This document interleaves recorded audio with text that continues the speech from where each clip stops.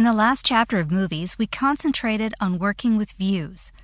Most views contain tables, so in this chapter of movies, we're going to concentrate on working with tables themselves. Now, the tables that we're talking about here is this area of the screen, the one that looks a lot like a spreadsheet. The tables that are available to you in the view that you select are dependent upon the view. And when you're looking at a graphical view, such as the network diagrams or charts, you're not going to have any tables available to you because they're just basically pictures that you're looking at. Now, if I want to see what kinds of tables are available to me, I go up to the Select All area here, where my mouse now turns into a plus sign, and I right-click. And this gives me the available types of tables that I can see. This shows me the complete list. So you have a cost table, an entry table, hyperlink, schedule, summary, tracking, usage, variance, and work tables. And we can also explore some different kinds of tables if the information that I'm looking for isn't available. Let's go and see what these different types of tables look like. I'm now looking at the entry table, which identifies for me the task lists and the duration and start and finish dates of the tasks, along with the predecessors and resource names that are working on those tasks. If I want to see a cost viewpoint of the different tasks, I select the cost table. And this presents me with, again, the task name, the fixed cost, if there is any for that particular task, how I'm accruing that cost, the total cost expected for the task, the baseline, the variance, and the actual costs available as well. If I take a look at the hyperlink table, it allows me to input a hyperlink that I can attach to a particular task so that I can go outside of the application to get more information on that particular task. Perhaps there's a document that I want to be able to track at this particular time when I'm going out to the client site to show them my web page. Maybe there's something that I want to take along with me and I want to have that attached to my project. So this is a good screen to use that ability with. My schedule shows me my dates and my free time, my free slack and my total slack. My summary table shows me my percent of work completion and the cost associated with it.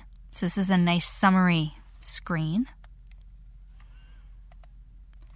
In my tracking screen, I can now place the actual start dates, end dates, percent completes of my costs, and I'm actually tracking the actual numbers that go along with my project plan here in this particular screen. So this one's a really nice one that you want to use if you want to actually start tracking your information and updating your projects using this view of the table. In my usage, I am now taking a look at the actual durations, expectations that I'm going to be working on those tasks for.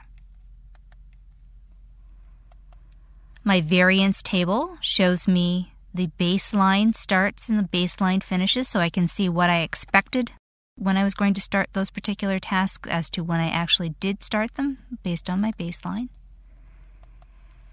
And my work, again, shows me in hours how long a particular task took me. So you can see there's lots of good information included in the different tables that I have available to me, and I can easily switch between the tables by going up to my Select All box and making the appropriate selection. If the table that I'm interested in is not one of the default ones, I can go back up to that Select All button, go down to More Tables, and then I also have an additional series of selections that I can choose from to display other information. I can create my tables based on tasks, or I could look at tables based on resources. So if I wanted to take a look at a particular resource and the summary of how the resources are being displayed, I could make that selection and I could bring up that particular screen. If I move back to my task table list, because that's the selection that I've made, I'm looking at the tasks in my project, I can select a export screen and click apply, and it pulls off the information so that it's an environment that will allow me to export the information should I choose to do so. So you can see that the ability to work with your tables and see more information, if you're interested in playing around with how you're going to pull the information out of Microsoft Project, is a very easy way to do this. Now again, you do see that there's a lot of options that you have available here. And as I mentioned when we were talking about views, that you really want to see what's going to make sense for you to help you analyze the information and analyze your project so you can be proactive if you're going to be running into any difficulties. Spend some time, once you've got your information into the application, playing with these views and tables to see what information is going to make sense for you and make sure you display it for yourself. In the next movie, we're going to learn how you create and edit your own custom tables.